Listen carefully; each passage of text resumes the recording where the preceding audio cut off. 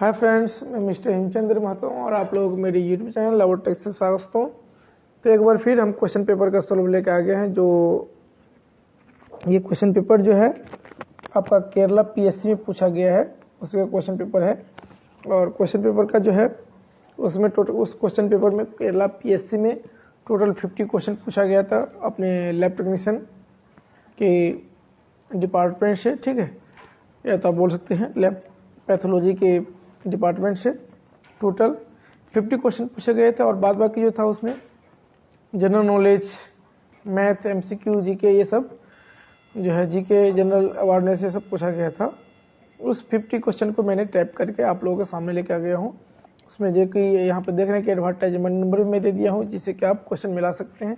और series A है ये, ठीक है, तो उसका ये टाइप किया हुआ है। और इससे पहले बता दूं कि जीएसएसबी का जो क्वेश्चन पेपर सोल्व करवाया था उसका पीडीएफ जो है, पीडीएफ का लिंक ऑलरेडी दे चुके हैं अपना बीएमएलटी एग्जाम प्रिपरेशन चैनल पे। वहाँ जाकर आप डाउनलोड कर लीजिएगा यदि आप डाउनलोड करना चाहते हैं पीएससी जीएसएसबी का क्वेश्चन पेपर तो वहाँ से आप डाउनलोड कर लीजिएगा बीएमएलटी एग्जाम प्रिपरेशन चैनल पे, ठीक है। आज का जो वीडियो है ये पार्ट 1 है, जो ये अपलोड होगा आपका लेवल टेक्नीशियन चैनल पे, ठीक है। तो आप इसको भी देखिएगा और सेकंड पार्ट जब आएगा पीएमएलटी एग्जाम प्रिपरेशन चैनल पे तो वहाँ पे बता देंगे कि आपका ये पीडीएफ कहाँ मिलने वाला है, ठीक है। तो यदि आप लोगों को ये वीडियो हेल्पफुल लगे कि आपके एग्जाम की प्रिपरेशन है बहुत ही इंपॉर्टेंट है, जो लाइक कर दिए, कमेंट कीजिए, अपने दोस्तों को शेयर कीजिए ताकि सभी को एग्जाम में प्रिपरेशन करने का मौका मिले, ठीक है।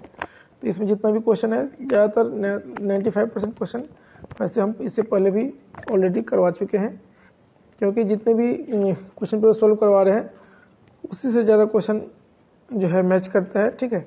इसीलिए बोल रहा हूँ कि बार बार आप क्वेश्चन पेपर जितना भी करवाते हैं तो आप उसको पूरा देखिएगा, ठीक है, स्किप मत कीजिए कभी।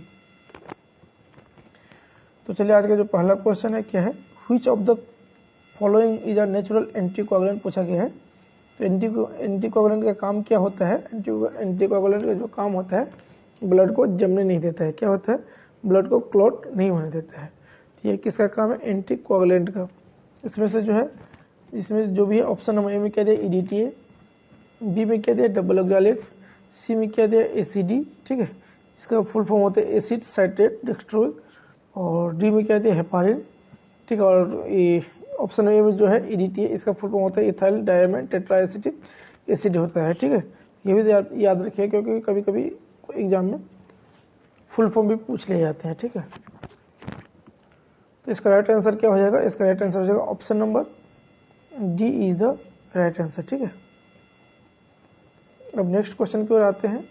पूछा गया है कि ideal time for collecting blood sample for detection of filarial worms is, ठीक है। बोला गया है कि फाइलेरियल वर्म्स के लिए जो है डिटेक्शन के लिए हम लोग ब्लड जो है कब कलेक्शन करते हैं, उसका टाइमिंग क्या होता है, ठीक है। उसका जो आइडियल टाइमिंग होता है option number A 2 to 4 PM, option number B 10 to 2 PM, option number C 6 AM to 8 AM, option number D 10 AM to 2 PM, ठीक है। तो इसका राइट आंसर क्या हो जाएगा? Option number d is the right answer. जो है 10 रात, सॉरी ये नहीं होगा, 10 AM से 2 PM नहीं होगा, ठीक है। इसका राइट आंसर क्या हो जाएगा? Option number B is the right option number B is the right answer. यहाँ पे होगा 10 PM से लेकर 2 AM होगा, ठीक है। यहाँ पर थोड़ा मिस्टेक हुआ है, ठीक है, याद रखिएगा। तो ऑप्शन नंबर इसका 2 हो जाएगा राइट आंसर। 10 PM से लेकर के, ठीक है, 2 AM तक इसका आइडियल टाइम होता है ब्लड कलेक्शन करने का, ठीक है। तो यहाँ पे जो होता है AM होगा, ठीक है। थोड़ा मिस्टेक हो गया तो इसको आप लोग सही कर लीजिएगा। नेक्स्ट क्या है? नेक्स्ट क्वेश्चन जो पूछा गया है कि which of the following is an example of enrichment media, बोल, ठीक है। पूछा गया है इसमें से जो है इनरिचमेंट मीडिया कौन कौन सा, ठीक है। Option number a MacConkey agar, option number b nutrient agar, option number c peptone water, option number d selenite broth, ठीक है, या सेलेनेट F ब्रॉथ बोल के भी लिखा रहता है, ठीक है। इसमें कंफ्यूज मत हो गया, एक ही हो गया इसका मतलब, ठीक है। तो इसका राइट आंसर क्या हो जाएगा, इसका राइट आंसर हो जाएगा option number B, sorry option number C क्या है, ये एक जो है आपका इन्वेस्टमेंट मीडिया है, और ऑप्शन नंबर डी क्या है, ये भी एक इनरिचमेंट मीडिया है, ठीक है। इसका पूरा नाम होता है सेलेनेट एफ ब्रोथ होता है, ठीक है। यदि इसमें एफ नहीं दिया हुआ है इसीलिए इसका गलत हो जाएगा, इसीलिए इसका क्या हो जाएगा, option number C is the right answer हो जाएगा, ठीक है। न्यूट्रिएंट अगर जो होता है ये नहीं होता है आपका इनरिचमेंट मीडिया नहीं होता, सेलेनेट पेप्टोन वाटर जो होता है, सो न्यूट्रिएंट ब्रोथ जो होता है, ठीक है, न्यूट्रिएंट ब्रोथ जो होता है अपना, इसको हम लोग बोलते हैं अपना क्या, इनरिचमेंट मीडिया, ठीक है। यदि एग्जाम्पल में पूछ दिया जाए, कभी कभी यही पूछता है कि दोनों में जो है डिफरेंस क्या होता है, इसके ऊपर भी हम लोग कभी डिस्कस करेंगे, ठीक है। तो एक चीज़ याद रखें, जो इनरिच्ड मीडिया होता है, इनरिच्ड माने ये होता है कि जिसमें कि ब्लड कंटेनिंग मटेरियल्स हो, इसमें ऐड हो, ठीक है। जैसे कि ब्लड अगर हो गया, मैनिटोल सॉल्ट अगर हो गया, चॉकलेट अगर हो गया, तो इसको में सब में क्या है आपका, ये सब क्या कहते हैं, इनरिच्ड मीडिया बोलते हैं, ठीक है। और इनरिचमेंट मीडिया कौन कौन सा है, तो सेलेनेट एफ ब्रोथ हो गया, tetrathionate broth, alkaline peptone water, sidosol agar, ठीक है, ये सारे के सारे क्या है आपका इनरिचमेंट मीडिया हो गया, ठीक है। यदि पूछ दिया जाए कि आपको डिफरेंस क्या है दोनों में, ठीक है, यदि इसका डिफरेंस पूछ दिया जाए तो क्या बोल सकते हो, इनरिच्ड मीडिया क्या होता है, ये क्या कहते हैं, सभी तरह के न्यूट्रिएंट जो होता है क्या करते हैं, रखते हैं किसमें, तो इनरिच्ड मीडिया में, ठीक है, जो बैक्टीरिया को और या ऑर्गेनिज्म को ग्रोथ करने में रिक्वायर्ड होता है, ठीक है। ये सभी तरह के क्या करते हैं, इनरिच्ड मीडिया जो है न्यूट्रिएंट्स प्रोवाइड करता है, यानी कीप रखता है, ठीक है, कॉन्टेंस करता है। और इनरिचमेंट मीडिया में क्या होता है, यह आपको क्या करता है, यह पार्टिकुलर टाइप का ऑर्गेनिज्म को ग्रो करता है, ठीक है। क्या इनरिचमेंट मीडिया, यह एक पार्टिकुलर टाइप का माइक्रो ऑर्गेनिज्म को ग्रो करता है, ठीक है। इसके बाद क्या होता है कि जो इनरिच्ड मीडिया होता है, ठीक है, तो उसके पास जो है इनहिबिटर या इनहिबिट, ये जो है आपका जो इनरिच्ड मीडिया होता है उसके पास कोई भी किसी भी तरह के इनहिबिटर्स जो होता है नहीं रहता है जो बैक्टीरिया को ग्रो ना करने दे, ठीक है। लेकिन इनरिचमेंट मीडिया में क्या होता है, उसमें जो होता है आपका इनहिबिटर्स ऐड रहता है, जिसके कारण क्या होता है, जो अनवांटेड ऑर्गेनिज्म ग्रोथ करता है वो नहीं हो पाता है उसमें, ठीक है। लेकिन इनरिच्ड मीडिया में क्या होता है, अनवांटेड माइक्रो ऑर्गेनिज्म भी ग्रोथ हो जाता है, ठीक है। तो यह एक डिफरेंस होता है, ठीक है। और भी क्या डिफरेंस है, तो इनरिच्ड मीडिया क्या होता है, सोलिडिफाइड होता है, क्या होता है, इनरिच्ड मीडिया सोलिडिफाइड होता है, बट जो होता है इनरिचमेंट मीडिया जो होता है लिक्विड फॉर्म का होता है। किस फॉर्म में होता है, लिक्विड फॉर्म में होता है। जैसे कि आप देखिए पेप्टोन वाटर क्या लिक्विड फॉर्म है, सेलेनेट एफ ब्रोथ क्या है, यह भी एक क्या है, लिक्विड फॉर्म में है। पेप्टोन वाटर ये क्या है, यह भी आपका एक लिक्विड फॉर्म में है, ठीक है। ये चीज होता है, ठीक है। इसके बाद जो होता है आपका जो इनरिच्ड मीडिया होता है, ठीक है, उसको ज़्यादातर हम लोग किसके लिए यूज करते हैं, तो फास्टिडियस माइक्रो ऑर्गेनिज्म को ग्रो करने के लिए, किसके लिए, फास्टिडियस माइक्रो ऑर्गेनिज्म को, ठीक है। ये सब बहुत सारे होता है, तो इसको याद रखिएगा। जैसे एग्जाम्पल में बोल दिया जाए कि आपका कि इनरिच्ड मीडिया के एग्जाम्पल क्या क्या है, तो आप याद रखिए ब्लड अगर, मैग्नीट्यूड सॉल्ट अगर और चॉकलेट अगर। यदि इसे पूछ दिया जाए कि आपका इनरिचमेंट मीडिया, तो selenite F broth, tetrathionate broth, alkaline peptone water, sidosol agar भी होता है, और लोरेंस जिन्सन मीडियम को भी इनरिच्ड मीडियम में ही हम लोग इसको कवर करते हैं, ठीक है। ये सारे के सारे क्या हो आपका इनरिच्ड मीडिया और इनरिचमेंट मीडिया जो है रहता है। इसके बाद जो है हम इसमें और एक चीज़ है कि मीडिया के ऊपर जो है मैंने इससे पहले आपको 2 से 3 पार्ट में वीडियो बना के दिया हूँ, और यदि आप लोग नहीं देखे होंगे तो मैं इसके आई बटन में जो है हम आपको ऊपर में जो आई बटन होता है उस पर हम आपको लिंक दे देंगे, आप लोग वहाँ जाके डिटेल्स देखिएगा, बहुत ही अच्छे से वहाँ बताया गया है और उसको इजीली आप याद रख सकते हैं, ठीक है। तो फिर आप लोग वहाँ पे आई बटन में जाकर के क्लिक करके देख सकते हैं, आई बटन में लिंक दिया हुआ है, ठीक है। इसके बाद है कि name of the parasite causing malaria. Question number 4 में क्या पूछा गया है कि name the parasite causing malaria, कौन ऐसा पैरासाइट है जो मलेरिया कॉज करता है। Option number A plasmodium 5x, B में क्या उस्टेरिया बैंक्रॉफ्टी, सी में क्या है बुरुगिया मलाई, और डी में क्या है लिस्मेनिया डोनावेंट। तो इसका राइट आंसर क्या हो जाएगा, option number A is the right answer. Plasmodium species जो होता है ये जो है मलेरिया कॉज करता है, ठीक है। तो प्लाज्मोडियम में से 5x दिया हुआ है आंसर में, इसका राइट आंसर हो जाएगा option number A is the right answer. Next question क्या है, क्वेश्चन नंबर 5। क्वेश्चन नंबर 5 में क्या पूछा गया है, विच of the following antibody can cross the placenta. ये देखिए ये क्वेश्चन बहुत ही इंपॉर्टेंट है, वीवीए है, मोस्ट वेरी इंपॉर्टेंट वीवीए है। एक सर ये एग्जाम में अक्सर आपको ज़्यादातर 99% मिल रहने का चांस रहता है, और इससे पहले जितने भी क्वेश्चन पेपर करवाए सभी में ज़्यादातर में पूछा गया और बताया भी हूँ आपको। इसका क्या है, विच of the following antibody can cross the placenta, इसमें से कौन सा ऐसा एंटीबॉडी जो प्लेसेंटा के थ्रू क्रॉस करता है, आईजीएम, आईजीई और आईजीए और आईजीजी। इसका राइट आंसर क्या होगा, option number d is the right answer, ठीक है। तो एंटीबॉडी के बारे में मैंने आपको डिटेल्स ही बताया हो, पिछले बार भी कोई क्वेश्चन पेपर करवा रहा था तो उसमें भी कुछ महत्वपूर्ण चीज़ें जो है बताया था मैंने, और मैं चाहता हूँ कि एक बार फिर आपको बता दूँ जिससे कि आपको रिवाइज हो जाए, ठीक है।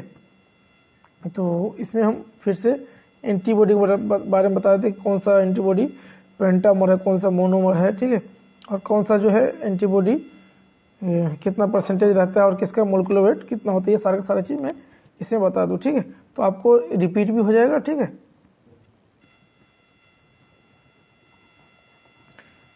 तो इसमें क्या है कि आपका सबसे पहले मैं आईजीएम से बता दूं कि आईजीएम जो है आपका यह है किस तरह का एंटीबॉडी है, तो पेंटामर है। किस तरह का फॉर्म है इसका, फॉर्म एंड स्ट्रक्चर जो है इसका पेंटामर होता है, ठीक है। पेंटामर इसमें ऐसा रहता है और इसका शेप जो है ऐसा रहता है, ठीक है, चारों साइड से, ठीक है। तो ये याद रखिएगा, पेंटामर ना पांचों साइड क्या रहता है, ऐसे जो है एंटीबॉडी शेप जो है रहता है, ठीक है, ऐसे क्या रहता है, इसीलिए हम लोग इसको क्या बोलते हैं, पेंटामर बोलते हैं, ठीक है। और ये आईजीएम का क्या है, मोलिकुलर वेट कितना होता है, तो आईजीएम का मोलिकुलर वेट आप याद रखिएगा, ठीक है। मोलिकुलर वेट जो होता है आईजीएम का 900 केडीए होता है, ठीक है। कितना होता है, 900 केडीए, ठीक है। जिसको आप लोग यदि ऐसे बोला जाए तो हम लोग कितना बोल सकते हैं, 9 लाख बोल सकते हैं, ठीक है। कितना होता है इसका, 9 लाख क्या होता है इसका मोलिकुलर वेट होता है, ठीक है, अप्रोक्सीमेटली होता है 9 लाख, ठीक है। इसके बाद जो होता है ये कितना परसेंट हमारे बॉडी में पाया जाता है आईजीएम, तो याद रखिएगा ये हमारे बॉडी में कितना परसेंट होता है, 13% होता है, ठीक है। इसके फंक्शन की बात की जाए तो क्या करता है ये जो है एग्लूटिनेशन, प्रेसिपिटेशन या कॉम्प्लीमेंट एक्टिवेशन का काम करता है, ठीक है। और ये जो है आपका अर्ली इम्यून रिस्पॉन्स करता है, ठीक है। क्या करता है, अर्ली इम्यून रिस्पॉन्स करता है। जैसे कोई फॉरेन पार्टिकल हमारे बॉडी में इन्वेट करता है तो सबसे पहले ये जो है एक्टिव होता है, सबसे पहले यही जो है आईजीएम जो है रिस्पॉन्स करता है। क्या करता है, आईजीएम क्या करता है, रिस्पॉन्स करता है अर्ली। इसको हम लोग फर्स्ट इफेक्टिव डिफेंस बोल सकते हैं, ठीक है। क्या बोल सकते हैं, फर्स्ट इफेक्टिव डिफेंस। किसके अगेंस्ट में डिफेंस करता है, जो भी फॉरेन पार्टिकल हमारे बॉडी में इंटर करता है उसके अगेंस्ट में ये डिफेंस जो है करता है, ठीक है। ये आईजीएम के बारे में इतना सारा आपके पास नॉलेज हो गया। अब आते हैं आईजीई के बारे में, ठीक है। सबसे पहले आईजीई हमारे बॉडी में कितना परसेंट होता है, 0.002%। आईजीएम कितना परसेंट बोले थे, 13%, और ये कितना है आपका आईजीई जो है 0.002% हमारे बॉडी में रहता है, ठीक है। इसके बाद है कि आईजीई जो होता है क्या होता है, किस फॉर्म में होता है, मोनोमर फॉर्म में होता है। किस फॉर्म में होता है, मोनोमर फॉर्म में होता है, ठीक है। और इसका जो मोलिकुलर वेट जो होता है 1.9 लाख अप्रोक्स होता है। कितना होता है, 1.9 लाख होता है, ठीक है। ये याद रखिएगा। यदि इसको केडीएम बोला जाए तो 187 to 200 केडी अप्रोक्स माने एवरेज में दिया है, ठीक है, ये याद रखिएगा। लेकिन वैसे कितना है 1.9 लाख इसका क्या होता है मोलिकुलर वेट है अप्रोक्सीमेटली। ठीक है, ये कितना है मोनोमर हो गया। ठीक है, और कितना परसेंट हमारे बॉडी में होता है तो ये हो गया। और इसका मेन फंक्शन क्या होता है, जब भी कोई एलर्जिक रिएक्शन होता है तो उसमें ये इन्वॉल्व होता है या उसके अगेंस्ट डिफेंस का काम करता है। ठीक है,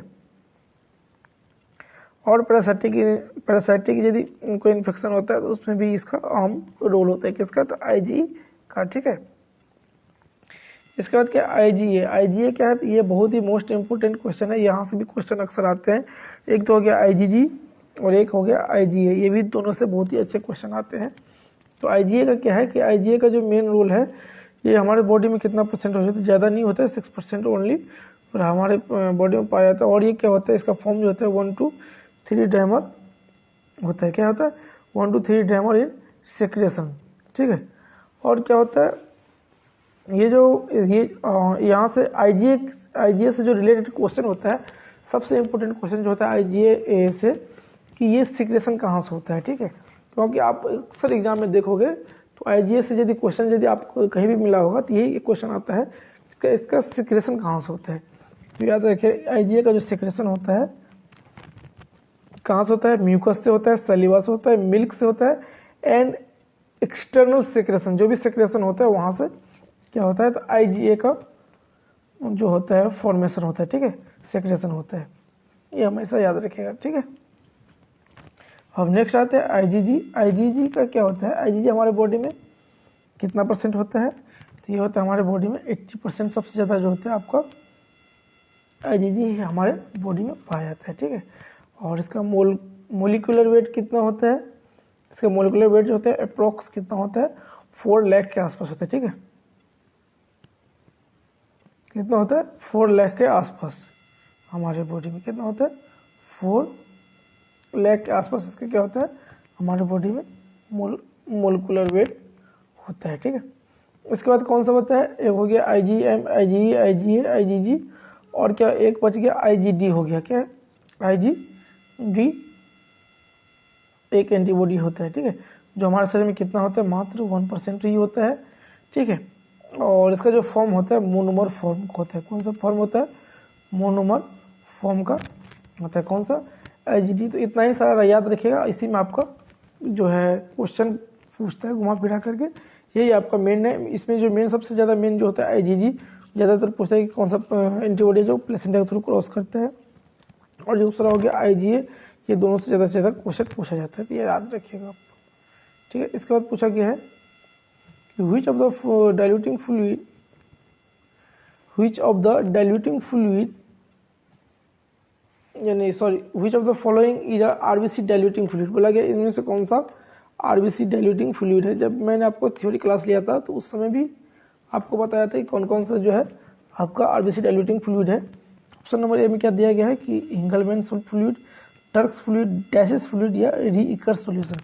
सबसे पहला बात है कि हिंगलमैन फ्लूइड जो है किसके लिए यूज करते हैं, याद रखिए आप इस्नोफिल काउंट के लिए यूज करते हैं। किसके लिए करते हैं, इस्नोफिल काउंट के लिए। ठीक है, इसका टर्क्स फ्लूइड है, टर्क्स फ्लूइड हम लोग किस लिए यूज करते हैं, तो ये यूज करते हैं हम लोग डब्ल्यूबीसी डाइल्यूटिंग फ्लूइड। किसका है, WBC diluting fluid, WBC count के लिए यूज होगा। ठीक है, और इसका रीइकर सॉल्यूशन किसके लिए हम यूज करेंगे। देखिए आप लोग थ्योरी क्लास जो है आप लोग सही से नहीं पढ़ते, इसलिए आप लोगों को याद नहीं रहता है, लेकिन रीइकर सॉल्यूशन किसके लिए हम लोग यूज करते हैं, याद यदि आप लोग पढ़े होंगे तो इसको करते हैं हम लोग प्लेटलेट डाइल्यूटिंग फ्लूइड। ठीक है, प्लेटलेट काउंट के लिए हम लोग इसको यूज करते हैं। किसके लिए, प्लेटलेट काउंट के लिए।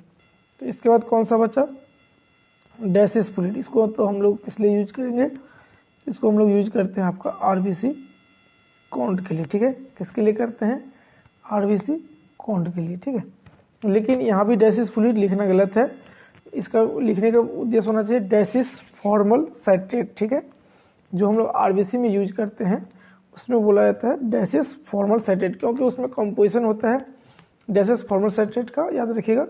एक होता है ट्राइसोडियम साइट्रेट, डिस्टिल वाटर और फॉर्मालिन 40% यूज होता है। ठीक है, यदि डैशेस फ्लूइड यदि लिखा जाता है तो उसमें क्या होता है, डैशेस फ्लूइड हम लोग किसके लिए यूज करते हैं, थ्योरी क्लास में बताया था डैशेस फ्लूइड हम लोग यूज करते हैं प्लेटलेट काउंट के लिए, जिसमें क्या होता है फॉर्मालिन 0.2% होता है, ब्रिलियंट किसर ब्लू आपका ब्रिलियंट किसलिए ब्लू यूज होता है और डिस्टिल वाटर यूज होता है, ठीक है।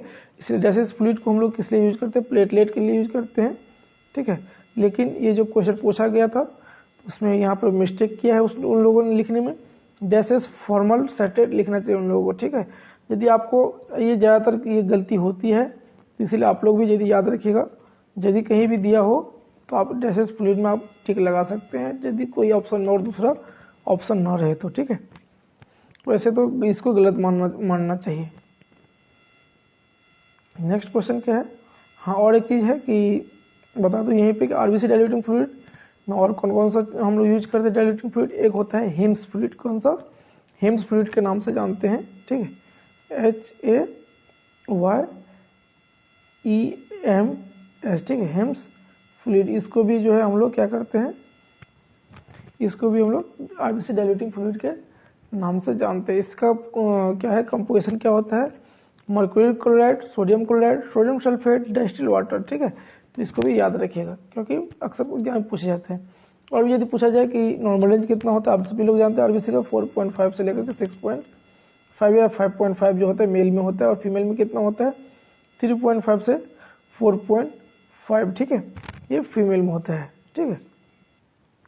तो याद रखिएगा। इसके बाद जो होता है आपका कब इंक्रीज होता है, कब डिक्रीज होता है, ये सारा चीज़ हम थ्योरी में बताए हैं, तो यहाँ पर ज़्यादा डिस्कस नहीं करते हैं।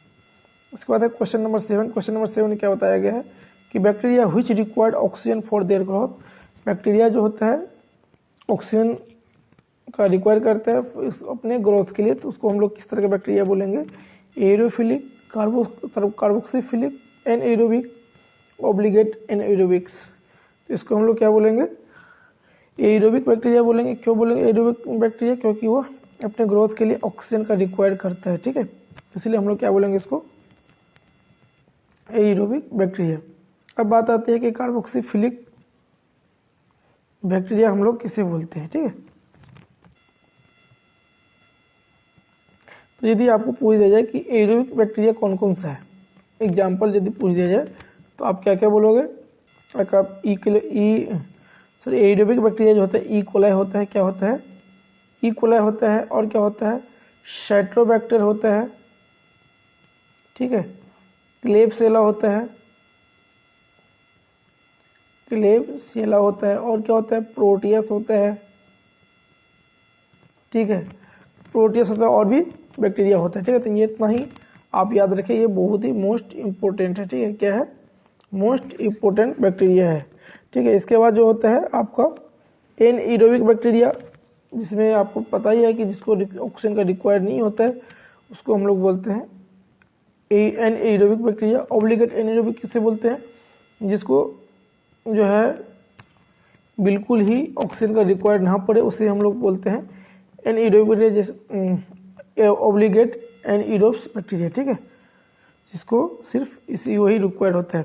अब आते हैं कि कार्बोक्सीफिलिक किसको बोलते हैं, जो क्या होता है, कार्बन डाइऑक्साइड जिसको रिक्वायर पड़ता है अपने ग्रोथ के लिए, उसको हम लोग क्या बोलते हैं, कार्बोक्सीफिलिक बोलते हैं। नाम में ही उसको नाम में ही जो है छिपा है कि किसे हम लोग बोलते हैं कार्बोक्सीफिलिक बैक्टीरिया, ठीक है। तो कार्बोक्सीफिलिक बैक्टीरिया किसको बोलते हैं, जिसको कार्बन डाइऑक्साइड रिक्वायर होता है अपने ग्रोथ के लिए, उसी को बोलते हैं। तो क्या है, कैम्पेलोबैक्टर जो होता है माइक्रो ऑर्गेनिज्म, वह क्या है, यह कार्बोक्सीफिलिक बैक्टीरिया है, ठीक है। यदि एग्जाम्पल में पूछ दिया जाए कि एनएरोब्स बैक्टीरिया कौन कौन सा है, क्या पूछा जाएगा, एनएरोब्स बैक्टीरिया कौन कौन सा है, ठीक है। तो आप क्या क्या उसका क्या आंसर दोगे, उसका जो मेन चीज होता है कि जैसे कि आपका एनएरोब्स बैक्टीरिया जो होता है क्लोस्ट्रीडियम टेटानी होता है, एनएरोब्स बैक्टीरिया क्या है, क्लोस्ट्रीडियम टेटानी होता है, एक्टिनोमाइस होता है, ठीक है। याद रखिएगा, मेन चीज मैं बता दे रहा हूँ। पहला क्या हो गया, क्लोस्ट्रीडियम टेटानी, दूसरा क्या हो गया, एक्टिनोमाइस हो गया, ठीक है। और नेक्स्ट क्या हो गया, क्या है, फ्यूसो बैक्टीरिया होता है, ठीक है। एक ये भी क्या है, यह एक तरह का एनएरोबिक बैक्टीरिया है, ठीक है। एक हो गया आपका वेलोनेला, ठीक है, वेलोनेला भी क्या है, एक तरह का आपका एनएरोबिक बैक्टीरिया है। और बैक्टीरियोट्स जो है वो भी एक तरह का आपका एनाएरोबिक बैक्टीरिया है, ठीक है। ये चीज हमेशा आप लोग याद रखिएगा, ठीक है। इतना सारा क्या है, एनाएरोबिक बैक्टीरिया, ऑब्लिगेट एनाएरोबिक या एनाएरोबिक बैक्टीरिया बोल सकते हैं, ठीक है। नेक्स्ट क्वेश्चन क्या है, who discover the blood group system. तो ब्लड ग्रुप सिस्टम किसने डिस्कवर किया है, विनर ने किया है, कार्ल लैंडस्टर ने किया है, विलियम हेनरी हार्वे ने किया है, डेनिस ने किया है। इसका राइट आंसर क्या हो जाएगा, option number B is the right answer, Karl Landsteiner. तो आप लोगों के लिए जो है एक बहुत ही एक सूचना दे दूं कि ब्लड बैंक का जो है पूरा मैच्योर एमसीक्यू का जो है पूरा मैच्योर पूरा ब्लड बैंक का जो है मैच्योर एमसीक्यू का जो है पीडीएफ तैयार कर रहे हैं, जो टोटल देखते हैं कितना क्वेश्चन हो पाता है। इसके बाद जो है उसको हम एक बार आप लोगों को पूरा कंप्लीटली सॉल्यूशन करवा देंगे, ठीक है। तो अब आगे बढ़ते हैं कि question number 9, which of the following is not Romanowsky stain. इनमें से कौन सा ऐसा है जो रोमनस्की स्टेन नहीं है, Leishman stain, Giemsa stain, Jenner stain और क्रिस्टल वॉयलेट। तो इसका राइट आंसर क्या हो जाएगा, ऑप्शन नंबर, यदि आप लोग थ्योरी क्लास पढ़े होंगे तो मैंने उसमें बताया था कि कौन कौन सा जो है आपका क्या बोलते हैं उसको रोमनस्की स्टेन है और कौन कौन सा ये नहीं, ये तो नहीं बताया, लेकिन कौन कौन सा स्टेन रोमनस्की स्टेन है उसमें मैंने बताया था। तो यदि आपको पता होगा तो आप इजीली बता सकते हैं कि इसमें कौन सा जो है रोमनस्की स्टेन नहीं है। तो इसमें कौन सा नहीं है, क्रिस्टल वॉयलेट जो है यह क्या है, रोमनस्की स्टेन नहीं है। तो रोमनस्की स्टेन कौन कौन सा है, एक हो गया Leishman stain, Giemsa stain, Jenner stain, इसको छोड़कर और भी बहुत सारा है जिसको क्या नाम है, फील्ड स्टेन है, और क्या है, राइट स्टेन है, ठीक है। और भी क्या है, और भी एक स्टेन है जिसको बोलते हैं डिमिट्री, क्या पूरा नाम याद नहीं आ रहा है, उसको हम लोग बोलते हैं डिमिट्री, जिसको शॉर्ट में बोलते हैं एल.एन. रोमनस्की बोलते हैं, ठीक है। तो शॉर्ट में याद है, पूरा फुल फॉर्म में याद है, डी.एल. रोमनस्की बोलते हैं। यह भी क्या है, एक तरह का रोमनस्की स्टेन है, ठीक है। ये सभी स्टेन के लिए है, स्टेन के लिए जो बफर यूज करते हैं उसका पीएच कितना होता है, तो हमेशा याद रखिएगा 6.8 होता है, क्योंकि ये भी बहुत ही इंपॉर्टेंट एग्जाम्पल के लिए। तो एग्जाम्पल में ज़्यादातर पूछा जाता है क्वेश्चन जो ज़्यादातर पूछा जाता है कि लिस्बन स्टेन में जो हम लोग बफर यूज करते हैं, अदर का तो नहीं पूछता है, लेकिन ज़्यादातर ये पूछता है कि लिस्बन स्टेन के लिए जो हम लोग बफर यूज करते हैं उसका पीएच कितना होता है। तो पीएच याद रखिएगा 6.8 होता है, पीएच कितना होता है 6.8। और यदि बोलेगा मलेरिया पैरासाइट स्लाइड का स्टेन करने के लिए हम लोग कितना पीएच रखते हैं बफर का, तो 7.2, ये याद रखिएगा, ठीक है। क्योंकि एनएबीएल में जो है ज़्यादातर आपको यहाँ से क्वेश्चन पूछेगा यदि एनएबीएल लैब में आप काम कर रहे हैं तो। नेक्स्ट क्या हो गया, the cell present in normal CSF. बोला गया है कि ये भी क्वेश्चन मैंने करवा दिया हूँ कि क्योंकि इससे पहले भी किसी क्वेश्चन पर पूछा गया था, ठीक है। तो मैंने वहाँ पर भी डिटेल से बताया था, the cell present in normal CSF. Normal CSF में कौन सा सेल प्रेजेंट होता है, plasma cell, neutrophil, lymphocyte, monocyte. इसका राइट आंसर क्या हो जाएगा, option number C is the right answer, lymphocyte कितना होता है, 0 to 8 सेल होता है, कितना होता है, 0 to 8 सेल पर सीएमएम होता है। इसका नॉर्मल रेंज होता है किसका, तो cell present in normal CSF में लिम्फोसाइट का जो है नॉर्मल रेंज होता है, बाद बाकी जो है नहीं पाया जाता है।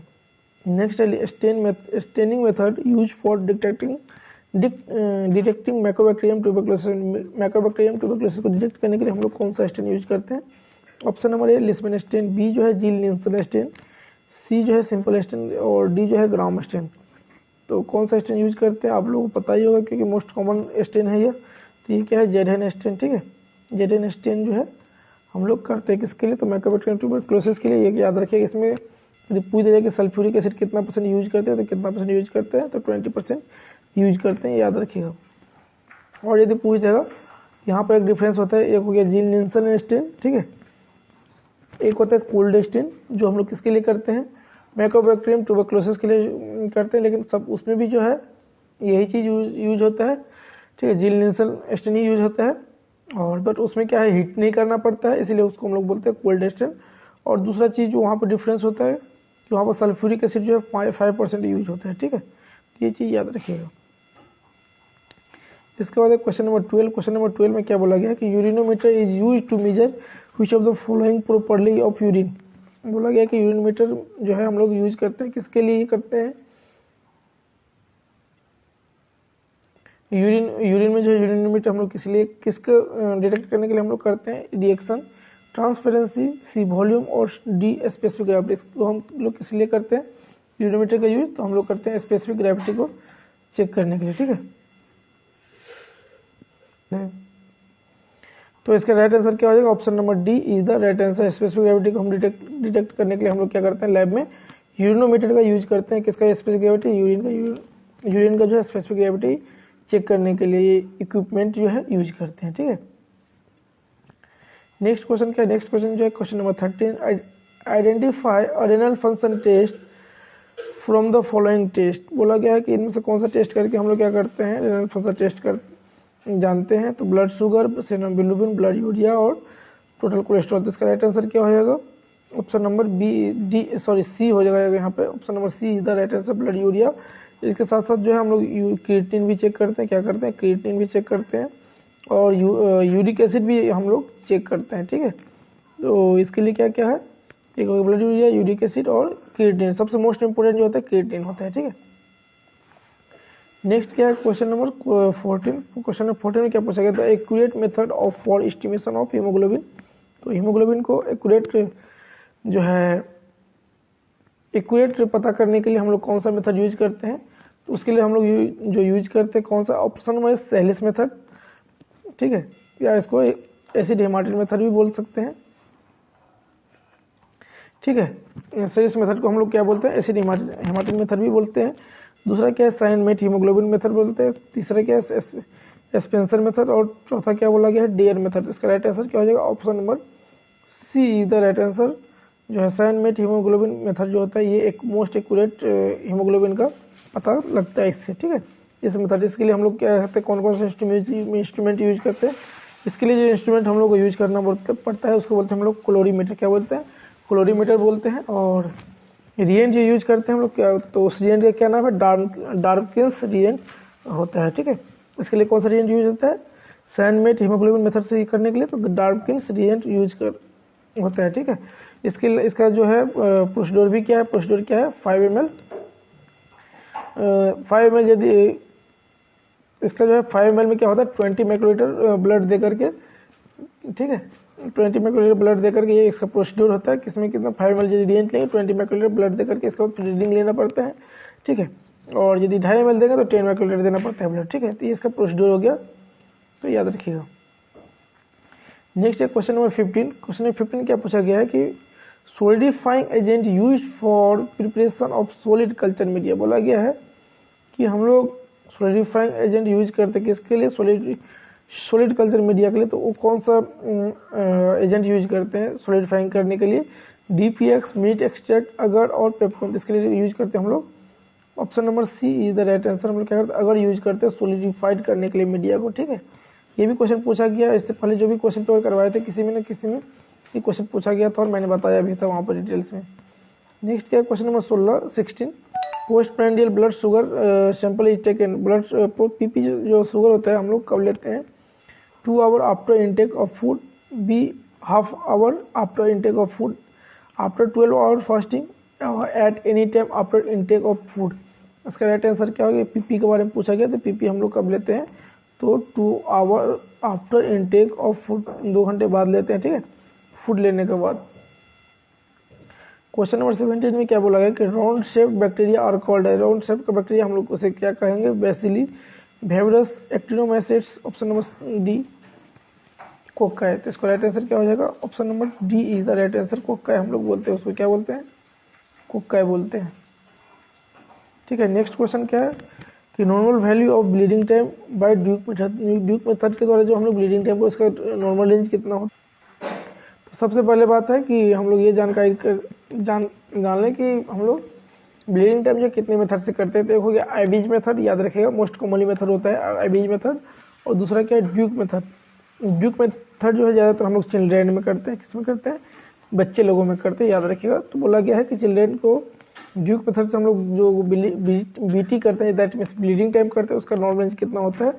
जो ऐसे कहीं कहीं आपको 1 to 6 लिखा रहेगा, तो यहाँ पर ऑप्शन में क्या दिया है, उसके नज़दीकी 3 to 8 minute, 2 to 6 minute, 3 to 8 second, 2 to 6 second. इसका राइट आंसर क्या हो जाएगा, option number B is the right answer, ठीक है। तो आप हमेशा याद रखिएगा कि ब्लीडिंग टाइम जो हम लोग करते हैं एबीज मेथड जो मोस्ट कॉमनली मेथड होता है, और एक होता है ड्यूक मेथड जो ज़्यादातर बच्चे लोगों में करते हैं हम लोग, ठीक है। और एक चीज़ याद रखिए, यहीं पे कर देते हैं कि क्लोटिंग टाइम, जब ब्लीडिंग टाइम बता ही रहे तो क्लोटिंग टाइम बता दें। तो क्लोटिंग टाइम भी जो हम लोग इसको भी दो तरीके से करते हैं, ठीक है। एक हो गया आपका modified Lee and White method, जिसमें हम लोग क्या करते हैं, टेस्ट ट्यूब लेना पड़ता है, टेस्ट ट्यूब के माध्यम से करते हैं। इसके लिए वाटर बाथ का भी हम लोग यूज करते हैं, ठीक है। और एक होता है आपका फिर एक होता है आपका किसका, कैपिलरी ट्यूब मेथड के द्वारा भी हम लोग क्या करते हैं, क्लोटिंग टाइम करते हैं। किसके द्वारा करते हैं, कैपिलरी ट्यूब के मेथड के द्वारा करते हैं, ठीक है। ये आप लोग याद रखिएगा। और क्लोटिंग टाइम का जो नॉर्मल रेंज होता है 5 to 10 मिनट्स होता है, ये याद रखिएगा। अब आते हैं क्वेश्चन नंबर 19 में। क्वेश्चन नंबर 19 में क्या पूछा गया है कि normal size of RBC, normal size of RBC, RBC का नॉर्मल साइज क्या होता है, इसके बारे में बताया हूँ। पिछले भी जो है क्वेश्चन पर भी बताया था, और प्रोसेस भी बताया था कि आरबीसी का पूरा प्रोसेस जो होता है, डेवलपमेंट जो होता है, कैसे डेवलपमेंट होता है, पूरा कैसे तैयार होता है, एक इमेच्योर आरबीसी से मैच्योर आरबीसी कैसे होता है, ये भी मैंने बताया था, ठीक है। इसका राइट आंसर क्या हो जाए, 6 to 8 माइक्रोन, ठीक है। इसका क्या है, size of normal RBC, RBC का नॉर्मल साइज होता है। नेक्स्ट है यहाँ पे कि पूछा गया है कि हम लोग आरबीसी जो काउंट करते हैं, तो उसको जो है हम लोग डाइल्यूटिंग जो करते हैं तो कितने डाइल्यूशन में करते हैं, ठीक है। तो option number A 1:200, option number B 1:10, option number C 1:50, और ऑप्शन नंबर डी में क्या दिया हुआ है, ऑप्शन नंबर डी में जो दिया हुआ है आपका 1:20। इसका राइट आंसर क्या हो जाएगा, option number A is the right answer. 1:200 के डाइल्यूशन में हम लोग क्या करते हैं, आरबीसी काउंट करने के लिए हम लोग डाइल्यूशन करते हैं। नेक्स्ट क्या, क्वेश्चन नंबर 21। क्वेश्चन नंबर 21 में क्या बोला गया कि मेजर प्लाज्मा प्रोटीन कौन सा होता है, ठीक है।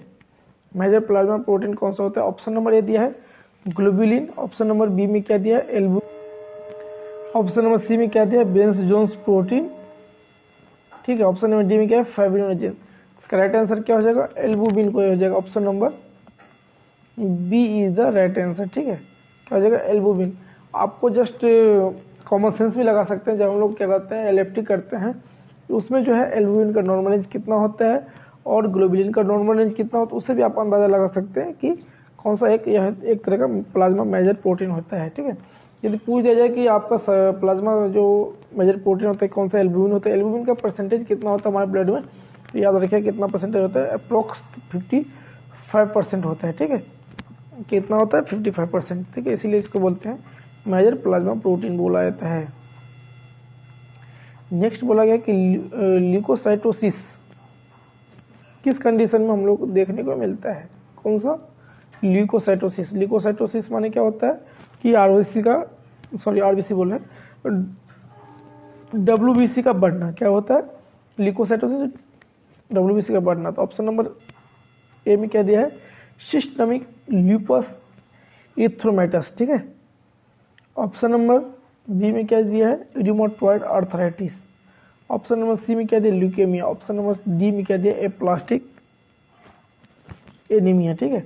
इसका राइट आंसर क्या हो जाएगा, तो इसका ऑप्शन नंबर सी जो हो जाएगा राइट आंसर हो जाएगा, क्या हो जाएगा ऑप्शन नंबर सी जो हो जाएगा इसका राइट आंसर हो जाएगा। इस कंडीशन में क्या होता है आपका ल्यूकोसाइटोसिस, दैट मीन्स डब्ल्यूबीसी जो है बहुत ही ज़्यादा बढ़ जाता है, और इसमें क्या होता है एबनॉर्मल जो है डब्ल्यूबीसी आपको देखने को ज़्यादा मिलता है। ये एक तरह का कैंसर होता है, क्या होता है ल्यूकेमिया जो है एक तरह से क्या होता है ब्लड व्हाइट ब्लड कैंसर हो जाता है, क्या, ठीक है। ब्लड कैंसर को बोलते हैं हम लोग, क्या होता है ल्यूकेमिया इस कंडीशन टर्म को, ठीक है।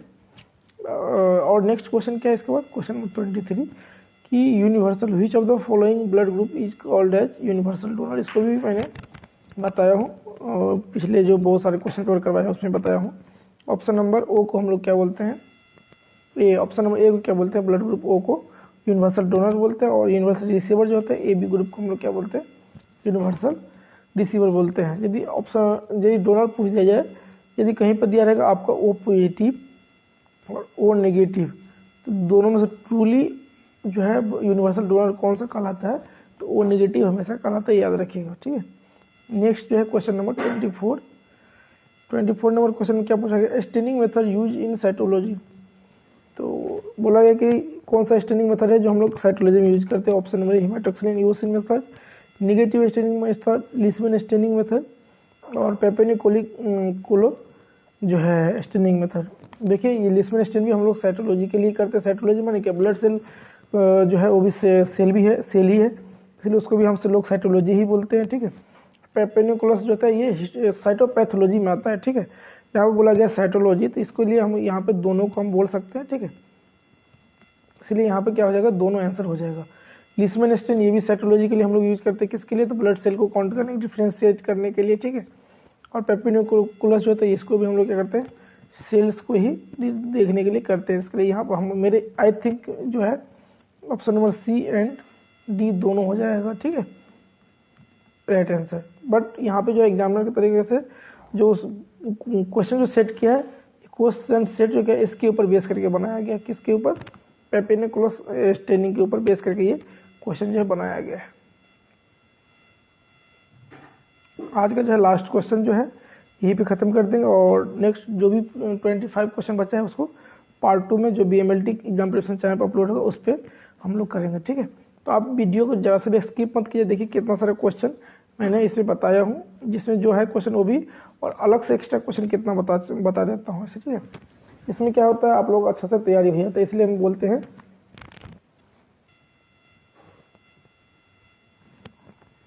कि पूरा वीडियो देखा कीजिए, स्किप जरा सा भी मत कीजिए। ठीक है, इसमें आप ही का लॉस होता है, मेरा कोई लॉस नहीं होता है।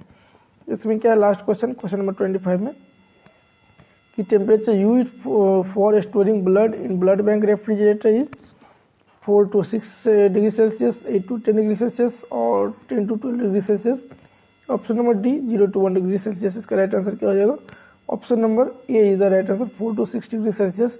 लेकिन ज़्यादातर कहीं दिया रहेगा आपको 8 to 8 degree 2 to 8 degree Celsius. ठीक है, बुक में आपको यही देखने को मिलेगा। ठीक है, तो अब हम इस यहीं पे ख़त्म करते हैं वीडियो।